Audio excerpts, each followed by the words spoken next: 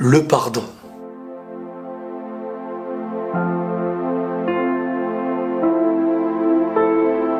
Aujourd'hui, je voulais parler avec vous du pardon. Cette chose qui, à mes yeux, est la base de tout. Autant pour nous-mêmes, autant pour celui avec qui on a un lien. Et peu importe le lien. Il peut être proche, il peut être loin, le pardon définira qui nous sommes. Mais encore mieux, le pardon définira celui que nous voulons devenir. Demandez-vous pourquoi c'est si difficile de pardonner à quelqu'un.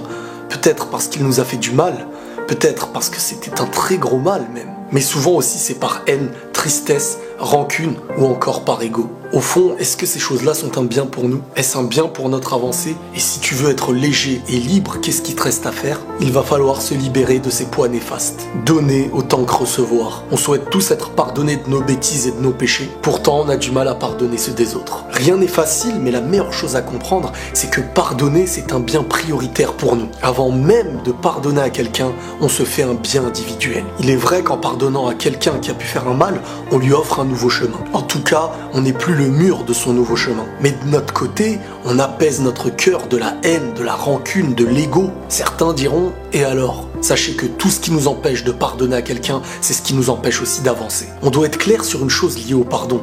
Le pardon ne veut pas dire « reviens vers moi ». Tu peux pardonner à quelqu'un que tu considères néfaste pour toi. Non pas parce que tu l'aimes ou que tu tiens à lui, mais tout simplement parce que tu ne veux pas abîmer ton cœur à cause de l'autre. Le sens du pardon peut aussi vouloir dire « tu ne dois plus rien, tu peux partir en paix. J'ai besoin de me construire et pour ça je ne peux pas accepter cette haine et cette rancune que tu m'apportes. » Le besoin de faire le vide, c'est aussi pouvoir donner la chance à chacun de pouvoir changer. Autant que nous aussi, on se doit de changer.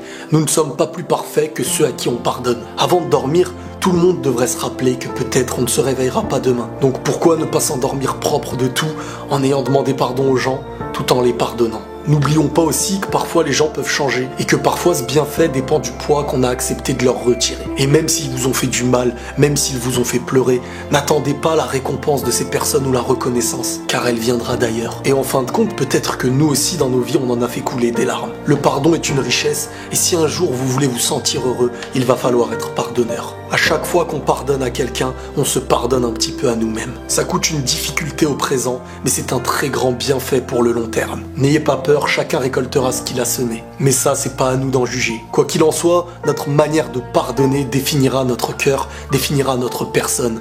En fin de compte, notre pardon prouvera celui que nous sommes. Prenez tous soin de vous et la paix sur vous.